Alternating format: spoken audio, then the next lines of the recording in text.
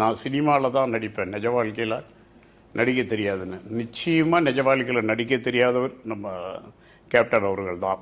அப்படி ஒரு சிங்கமாக கட்சித்த அந்த ஆண்மகனை, தமிழனை, ஒரு நெருப்பு தமிழன், கருப்பு தமிழ், என்னை போன்ற இந்த நாட்டிலேயே கருப்பாக பிறந்தவங்களுக்கெல்லாம் ஒரு தைரியத்தை கொடுத்தவர் தான் அவர்.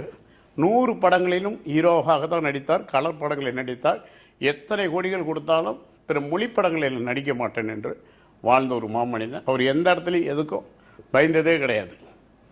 அப்படி ஒரு தைரியத்தை கொடுத்தவர் இன்றைக்கி வரலாற்றில். அது மட்டும் இல்லை, உதவிக்கரங்களுக்கு அவருக்கு நிகர் அவர் தான்.